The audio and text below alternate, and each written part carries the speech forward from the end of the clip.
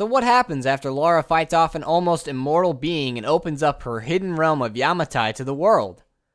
No one believes her. They discredit her and mock her, even though they can go to the island themselves since the magic that Himiko used to trap people is dissipated.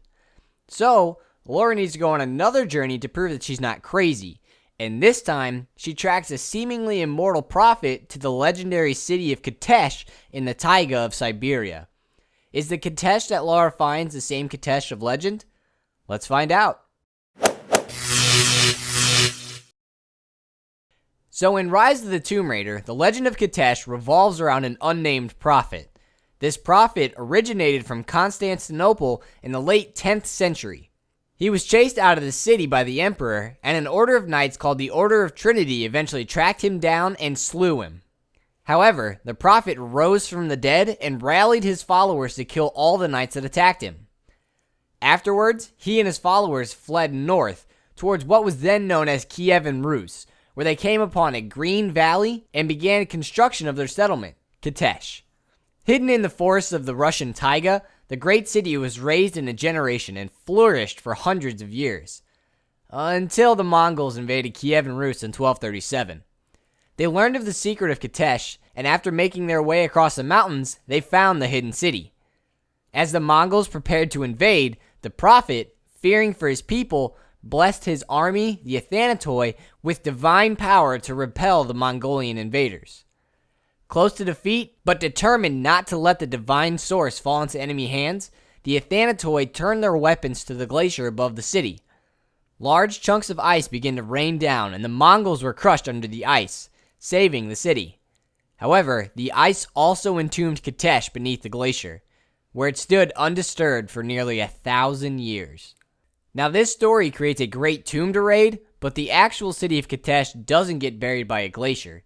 The city was not founded by a prophet, but by a prince of Kiev Rus named Yuri II in the early 13th century. While traveling around his kingdom, he came across a beautiful lake named Lake Svetlyar, and decided to build a town on the shores of the lake, which he named Kitezh. Life went peacefully by for a few years until the Mongols invaded Kiev Rus in 1237. Unable to stop the Mongols, Yuri was forced to flee towards Kitezh, which was safely hidden in the thick woods of Siberia. However, a prisoner shared the secret paths to Kitezh with the Mongols, and they soon arrived on the shores of Svetlyar, determined to take the city. The Mongols were surprised to find the citizens weren't planning on fighting, but instead were all gathered together and praying to God for salvation. The Mongols charged the city to plunder it, but stopped when the bells in the cathedral began ringing on their own. Water began bursting from the ground all around the city, and the Mongols watched as the lake swallowed up Kitezh, saving it from the invaders. The last thing they saw was a cross sink into the waters of the lake. God had saved Kitezh. Instead of one of loss, the story is seen as a tale of salvation and of deep religious faith. It isn't the sword or the pen that saves the people of Kitezh, but the hope that the people of Kitezh placed in God is what actually saves them. So you see, there's some pretty stark differences between the real legend and the in-game legend. One was founded by a Russian prince in the early 13th century, and the other one was founded by a Byzantine prophet in the late 10th century. One had no army, the other one had a strong army. One was saved by God sinking the town in a lake, the other was saved by man burying the city under ice. However, the story of Kitezh isn't completely accurate. When the Mongols attacked Kiev Rus, they defeated all the princes in the area, with Yuri II himself being the last prince to fall. He fled from his capital in Vladimir and made a final stand on the banks of the Sit River, where he was killed by the invaders. Now, coming from Vladimir to the site of the Sit River means that Yuri traveled northwest when he fled. But Lake Svetlyar is located northeast of Vladimir, about 350 kilometers away. So Yuri likely never made it to Kitezh.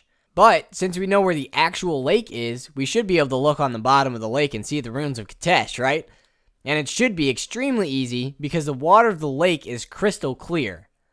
But there aren't any remains on the bottom of the lake. Was there ever actually a Kitezh, or was the whole thing a story? Well, in 1968, an expedition led by Mark Baranov set out to Lake Svetloyar to find out if Kitezh was ever on the shores of the lake. They began by analyzing the lake to determine its age and source, and came to the conclusion that the lake was relatively young and was formed as a result of cave-ins, one of which allegedly dated back to the time of the Mongol invasion. That could explain the origin of a story in which a town sank into the lake. However, they couldn't find any definitive evidence of a settlement. They returned the next year with a sonic geolocator to map the bottom of the lake, and in the northern part of the lake, they discovered an oval formation, which seemed to indicate the presence of an enclosed structure. They returned to the area in 1970 and drilled 10 meters in the ground to bring up samples of the silt underneath. Apparently, in the samples, there were pieces of wood that had traces of human activity. Did they actually find the hidden town of Kitezh? That is a question that remains unanswered, as there were no more expeditions to the area after the third one in 1970. But whether it's true or not, the legend remains. It's said that on clear days, one can hear the bells of Kitezh ringing from the deep, and the most pious individuals can see lights from religious processions, and even the ancient buildings of Kitezh on the bottom of the lake. The belief that something greater saved the city of Kitezh gave rise to a beautiful story, and it's one that remains to this very day. Thank you for watching, and see you later. Ah, the moon. So bright. So romantic.